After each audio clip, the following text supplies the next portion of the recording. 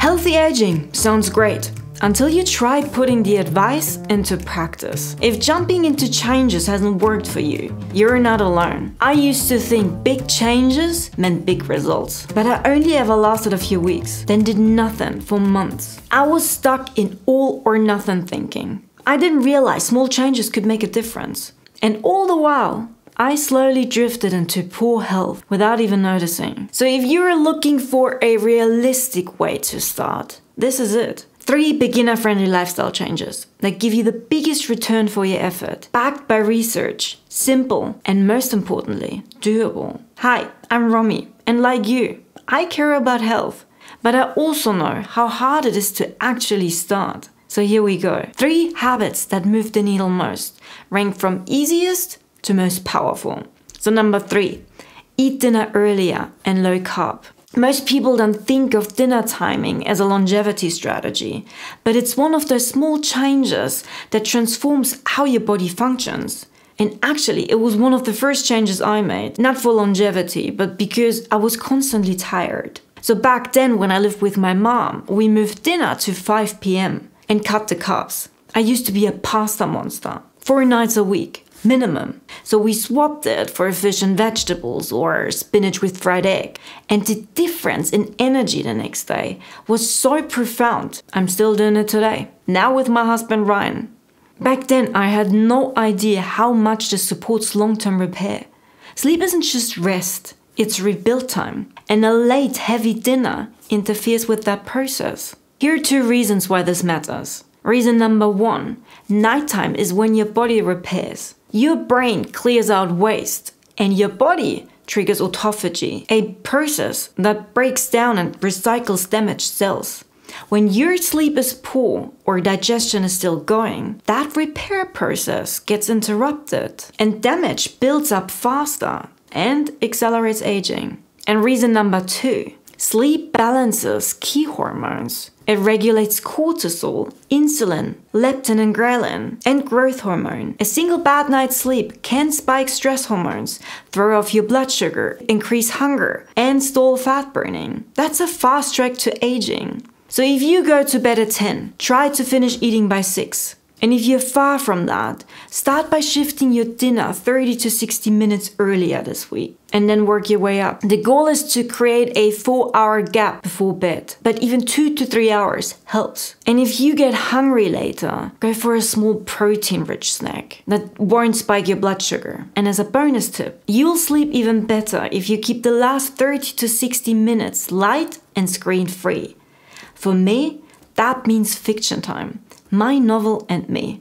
Best end of the day. Now let's talk about what you're eating, and not just when. Timing is powerful, but so is the food itself. So number 2, eat whole foods, 4 out of 5 meals. For most people, diet is the hardest part, especially at the start. So let's aim for progress and not perfection. If you can stick to mostly unprocessed food for 4 out of 5 meals, you'll feel the difference in your energy, your digestion, and even your cravings. Ultra-processed foods are the top culprits behind blood sugar spikes, insulin resistance, chronic inflammation, and visceral fat, the kind that wraps around your organs. Together, they don't just age you, they lay the foundation for nearly every chronic disease. Long before symptoms show up, when Ryan made that switch, one of the first things he noticed was that his constant heartburn vanished.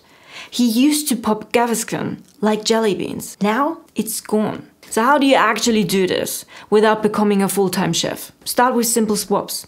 Cereal or muesli bars for oats or unsweetened yogurt. Check out this short for my favorite breakfast. It keeps me full and my blood sugar stable all morning. Skip the frozen lasagna and try easy home-cooked meals. I'm not a cook, but I can do a simple veggie curry, or a Buddha bowl with wholemeal pasta, or a spicy chili with corn, and add a vegetable to every main meal. If you can do this 4 out of 5 meals, awesome.